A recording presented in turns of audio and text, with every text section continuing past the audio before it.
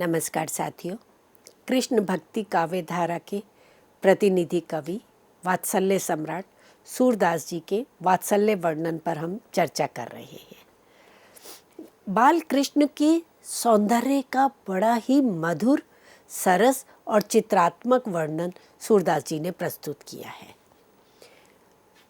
कृष्ण के बाल रूप के सौंदर्य का, उनके किशोर रूप के सौंदर्य का वर्णन मिलता है और राधा के भी बाल रूप का और यौवन के रूप का सौंदर्य वर्णन किया है। यद्यपि अन्य कवियों ने बाल कृष्ण के सौंदर्य की अपेक्षा, उनके रूप सौंदर्य का वर्णन करने की अपेक्षा किशोरावस्था के कृष्ण के सौंदर्य का चित्रण अधिक किया है।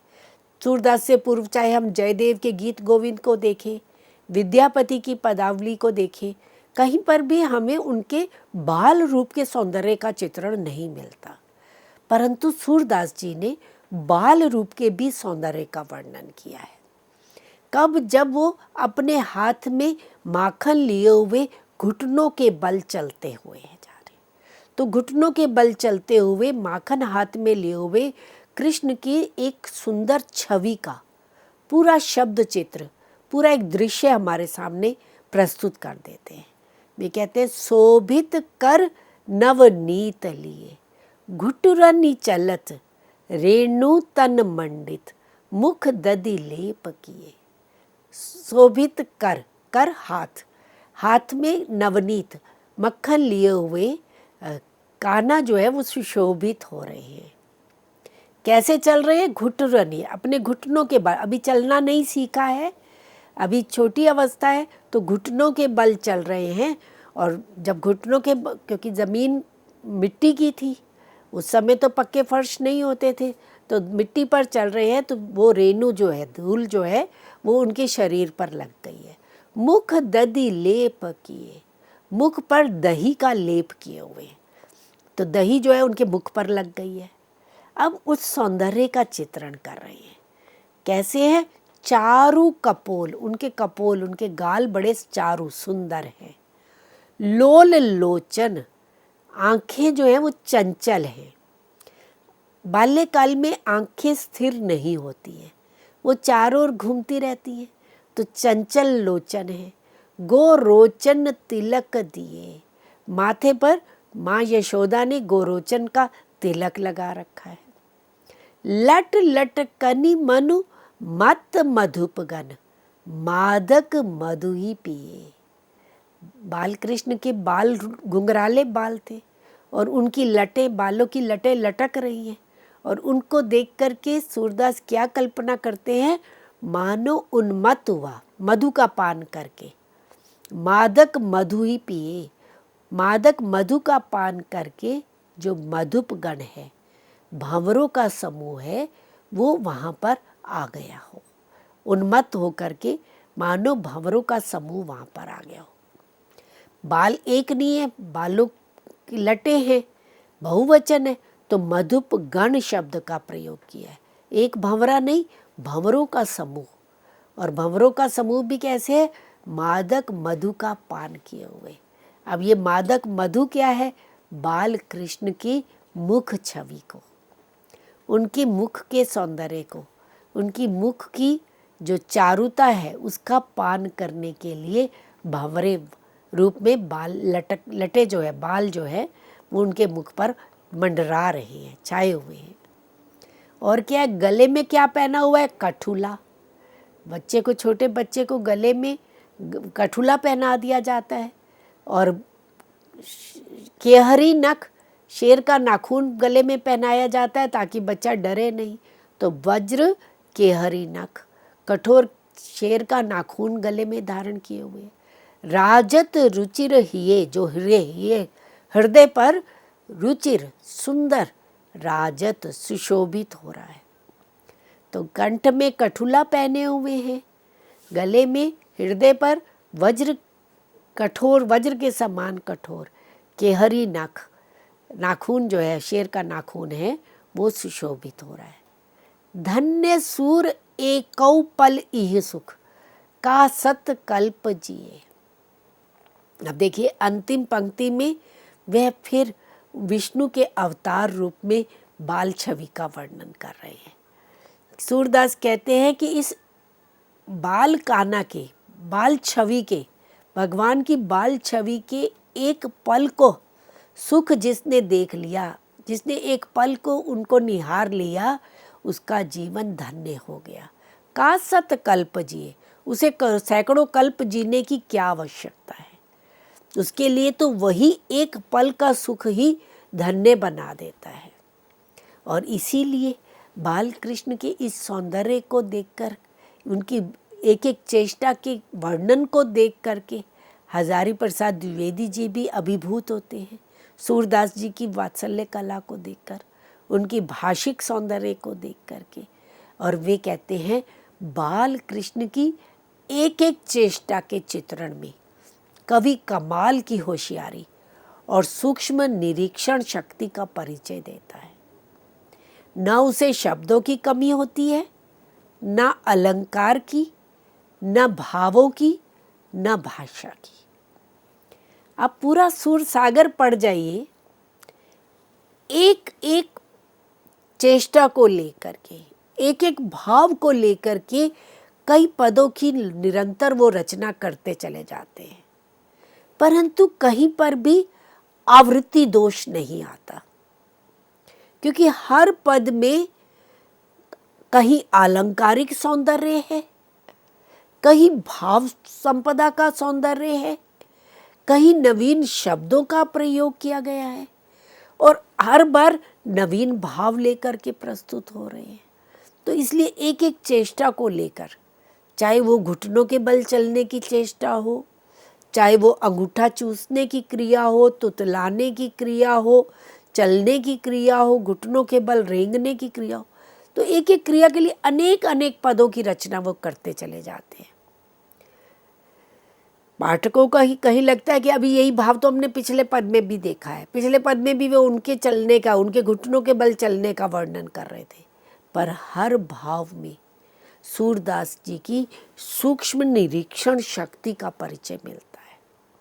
वो कैसे एक एक चेष्टा को बड़े ध्यान से अनुभव करते हैं, अपने भाव के स्तर तक ले जाते हैं, और फिर उसे शब्दों के माध्यम से प्रस्तुत करते हैं, शब्द चित्र प्रस्तुत कर देते हैं। बाल कृष्ण की कोई वृत्ति, कोई चेष्टा, कोई क्रीड़ा सूरदास जी से छूटी नहीं है।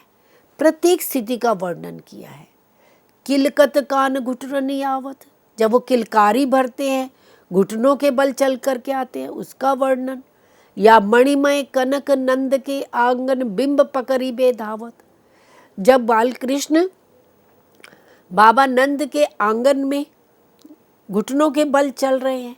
अब आंगन कैसा है, क्योंकि बाबा नंद तो वहाँ के राजा थे, एक तरह से गोकुल के राजा माने जाते, और उनका भवन जो है वो मणि खचित है, उसमें फर्श पर मणियाँ लगी हुई हैं, और उन मणियों में बाल कृष्ण अपनी छवि, अपना प्रतिबिंब देखते हैं, और उस बिंब को पकड़ने के लिए भागते हैं।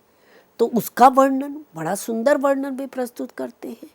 और इसी तरह से जब माता यशोदा बाल कृष्ण को चलना सिखाती हैं, और किस तरह से जब बच्चा खड़े होकर के चलना प्रारंभ करता है और पैर डगमगाने लगते हैं, गिरने लगता है, और माँ अपने हाथ का सहारा दे करके उसको रोक लेती है, उसका बड़ा सुंदर वर्णन करते हैं। सिखवत चलत यशोदा मैया, कि माँ यशोदा उनको चलना सिखा रही हैं। अर बराई कर पानी गहावत, डगमगाई धरनी धरे धैया, तो पैर डगमगा रहे हैं तो वो गिरने लगते हैं, तो कर पानी, अर बराई कर पानी गहावत, तो घबरा करके माँ यशोदा की कहीं बच्चा गिर ना जाए, अपने हाथ का सहारा दे करके उनको धरती पर गिरने से रोक लेती है। तो ऐसे अनेक पदों की रचना की है। और माँ यशोदा के कोमल हृदय में सूरदास स्वयं चल करके बैठते हैं और वर्णन करते हैं। और फिर जैसे एक उनका पद है, चलत देख जसुमति सुख पावे। एक अन्य पद है, कर पग गही अंगूठा मुख मेलत, मेहरी मुदित उलटाई के मुख चूमन लागे। कि जब बाल कृष्ण जो है वो अंगूठा मुख में लेते हैं, कर पग, पैर का अंगूठा हाथ में पकड़ करके और उसको मुख में ले लेते हैं। और वह दृश्य देख करके मेहरी मुदित हुई। माँ जो है वो प्रसन्नता से युक्त हो जाती है और बाल कृष्ण का मुख चूमने लागी, मुँह चूमने लगती है। और इसी तरह से एक और क्रीड़ा का वर्णन, जब बच्चा माँ कह के पुकारने लगता है, कहने लागे मोहन मैया मैया, कि जब वे उसे मैया मैया कह कर के पुकारते हैं तो तब माँ यशोदा के हृदय के जो भाव है वो किस तरह से निकल करके आते हैं, तो उसका बड़ा सुंदर वर्णन सूरदास प्रस्तुत करते हैं। तो एक एक पद का वर्णन करना तो यहाँ संभव नहीं है, इसीलिए हम उनके कुछ मुख्य पदों के साथ व्याख्यायित कर रहे हैं और कुछ कुछ पदों की संकेत देते चले जा रहे हैं। इसी तरह से मातृ हृदय का प्रकाशन सूरदास ने जिस तन्मयता से किया है वह सहृदय पाठक को रस विभोर कर देने वाला है।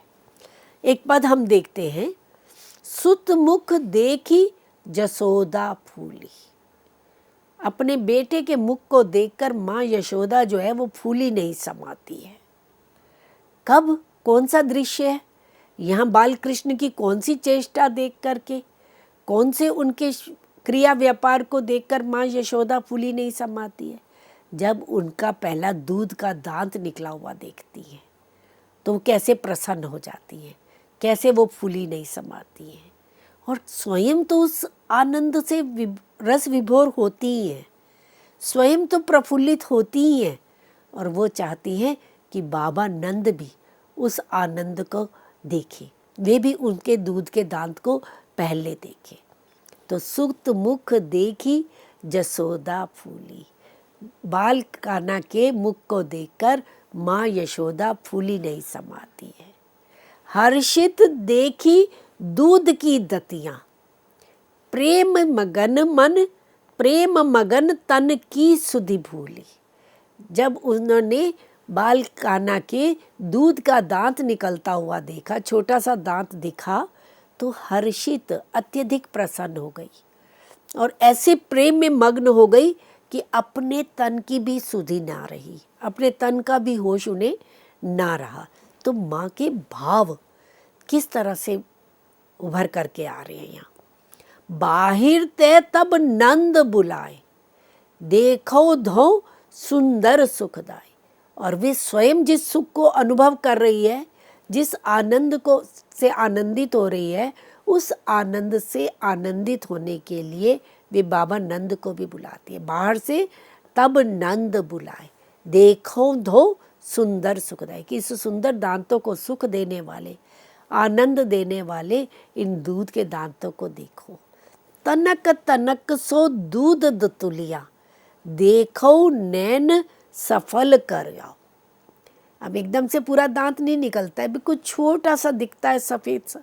तो तनक तनक, कितना सुंदर शब्द का प्रयोग किया है। पूरी एक संगीतमयता भी है, एक चित्रात्मकता भी है और पूरा एक हमारे सामने बिंब प्रस्तुत हो जाता है।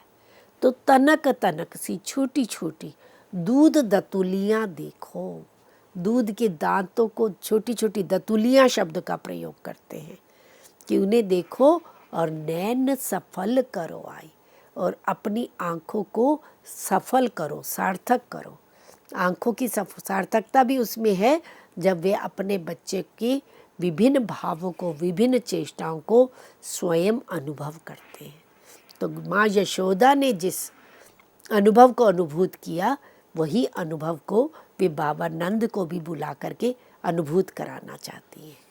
आनंद सहित महर तब आए, महर यहाँ बाबा नंद के लिए आया है कि बाबा नंद जो है वो भी प्रेम से भर करके घर आते हैं और मुख चितवत दो नैन अघाई, और उनका मुख देख करके वो अपने दोनों नेत्रों को होने का संतुष्टि प्राप्त करते हैं।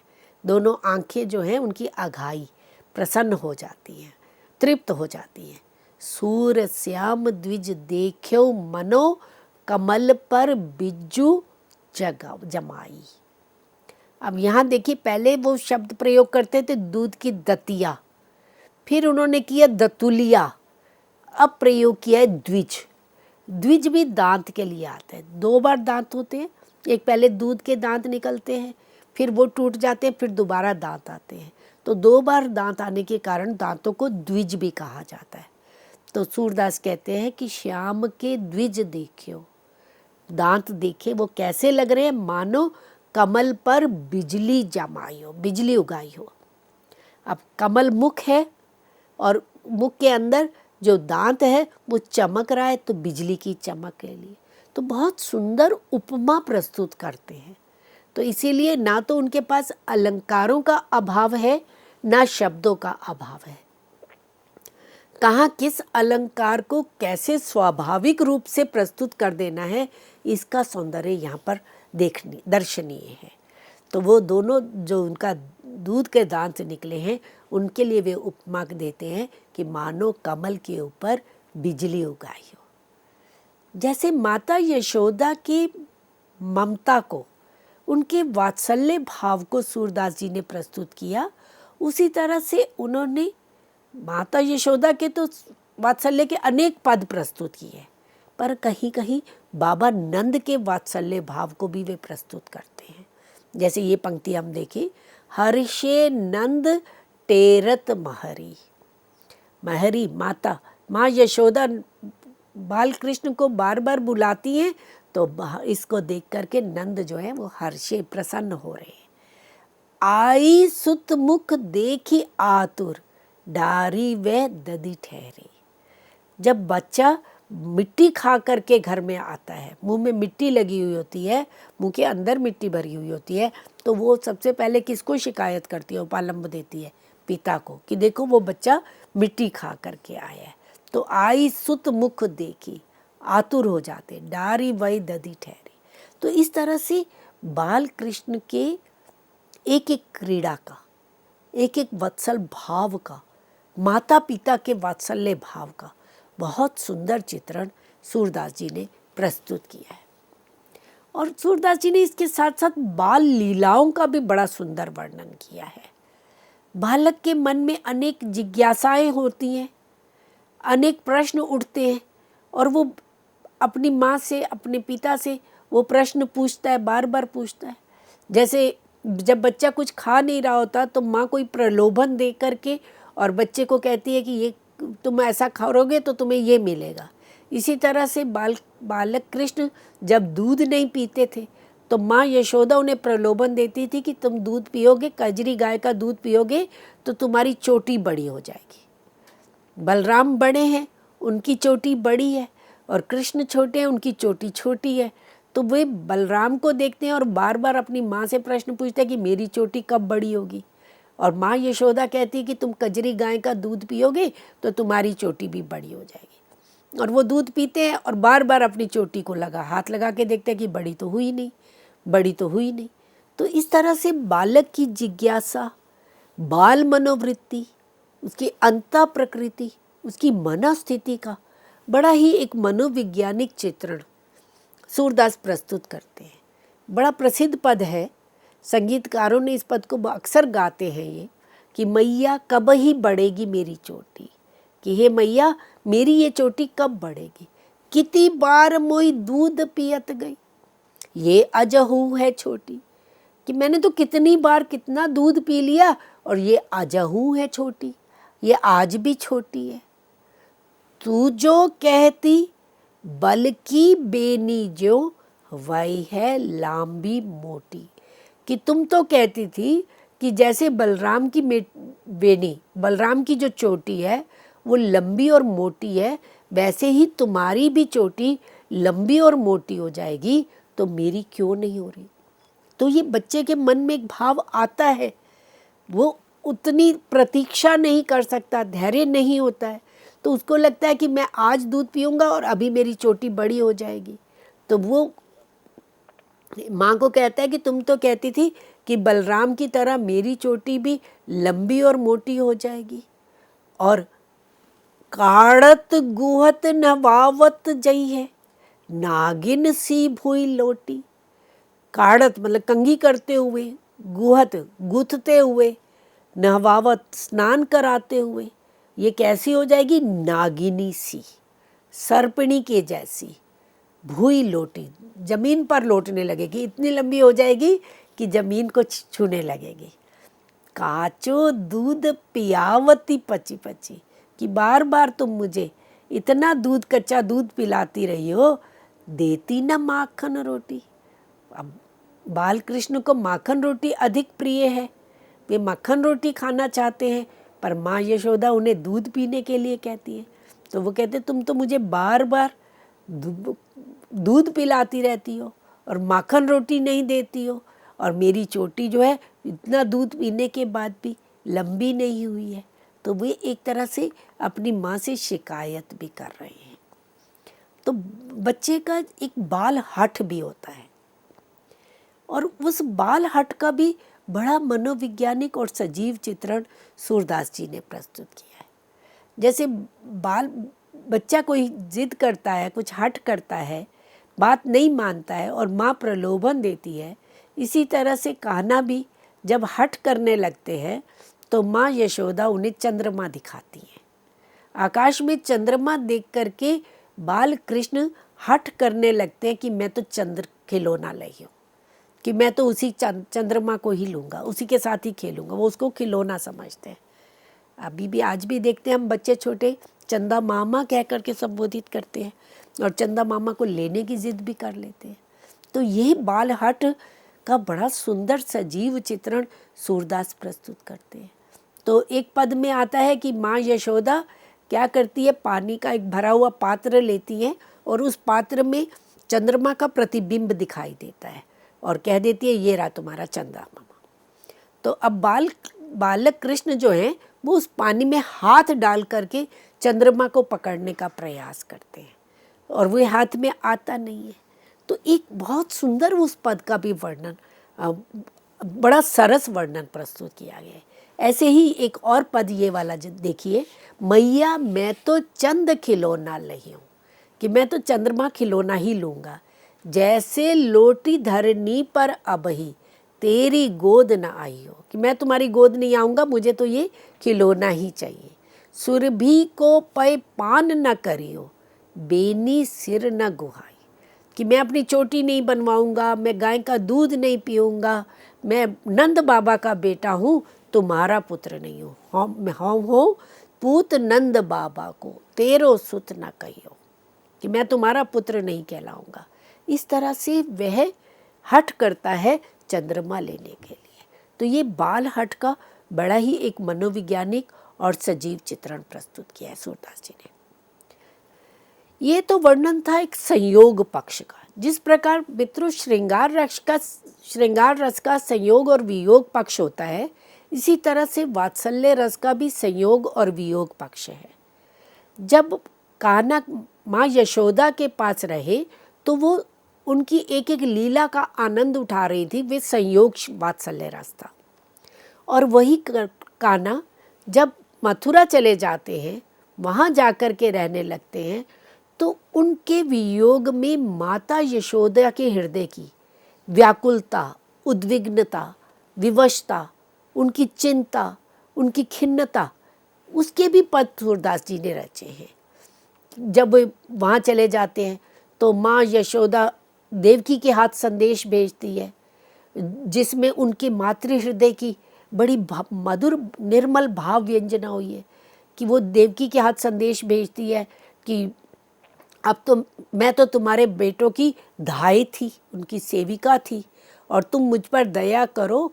और मैं जो कृष्ण हैं ये तो तेल, उबटन तेल और गर्म जल से नहलाती थी, और जब मैं लेके आती थी तो वो भाग जाते थे, तो तुम उन्हें इसी तरह से गर्म जल से नहलाना, और वे संकोच करेंगे, तुमसे नहीं लेंगे तो लाड लड़ा करके उन्हें माखन रोटी खिलाना, उन्हें वो बहुत अच्छे। तो स्मृति भाव को प्रस्तुत करते हुए वियोग वात्सल्य का भी सूरदास जी ने बहुत सुंदर वर्णन सूरदास संदेशो देवकी सो कहियो में कहा है। और फिर पुत्र के लिए मंगल कामना भी करती हैं। कहियो जसुमती की आशीष, जहाँ रहो तहाँ नंद लाडिले, जीवो कोटि बरीस, कि नंद पुत्र कान्हा, तुम जहाँ भी रहो, मेरी तुम्हारे लिए आशीष है कि तुम करोड़ों वर्षों तक जीवित रहो। तो इस तरह से वात्सल्य का बहुत सुंदर चित्रण सूरदास जी ने प्रस्तुत किया है।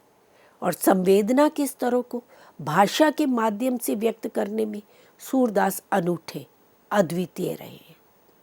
उनके वात्सल्य की विशेषताओं की हम बात करें तो बालक और माँ के मनोविज्ञान के भी कुशल पारखी दिखाई देते हैं। एक एक बाल क्रीड़ा का, एक एक हाव भाव का ऐसा मनोरंजक, मनोरम, सुंदर चित्र प्रस्तुत करते हैं कि उन्हें पढ़ते हुए पाठक भी वात्सल्य रस में डूब जाता है, वो भी मग्न हो जाता है। और सूरदास तो भावनाओं के कवि रहे। मानवीय भावनाओं को पहचानने की उनकी पूरी क्षमता थी और उनका वात्सल्य वर्णन सजीव, सूक्ष्म, स्वाभाविक, सात्विक, मनोवैज्ञानिक और व्यापक रहा है। सूरदास की प्रतिभा से जो ब्रज एक लोक भाषा थी, वे लोक भाषा की सहज माधुरी और संगीत की मधुर माधुरी से संयुक्त होकर इनके लिए मनोहारी हो गई। और प्रायः बाल्यावस्था, जिसके प्रति कवि उपेक्षा का भाव रखते हैं और नगण्य से समझने वाली आयु है, उस दशा का इतना विपुल, सूक्ष्म और अंतःबाह्य स्थितियों से पूर्ण मर्मस्पर्शी चित्रण करना सूरदास की प्रतिभा, अंतर्दृष्टि, उनकी सूक्ष्म अन्वीक्षण दृष्टि, उनकी गहरी सहृदयता और नवीन उद्भावनाशीलता को द्योतित करता है। प्रत्येक पद अभिनव रमणीयता से युक्त है। इसीलिए आचार्य रामचंद्र शुक्ल जी ने उनकी वात्सल्य वर्णन का प्रशंसा करते हुए कहा कि वात्सल्य और श्रृंगार के क्षेत्रों का जितना अधिक उद्घाटन सूर ने अपनी बंद आंखों से किया, उतना किसी और कवि ने नहीं। इस क्षेत्र का कोना कोना वे झांक आए। उक्त दोनों रसों के प्रवर्तक रति भाव के भीतर की जितनी मानसिक वृत्तियां और दशाओं का अनुभव और प्रत्यक्षीकरण सूर कर सके, उतना कोई और नहीं। तो इस तरह से मित्रों, आज हमने सूरदास के सूर सागर में वात्सल्य वर्णन पर चर्चा की है। उनके जो वियोग वर्णन है, श्रृंगार वर्णन है, इस पर चर्चा हम अगले व्याख्यान में करेंगे। धन्यवाद।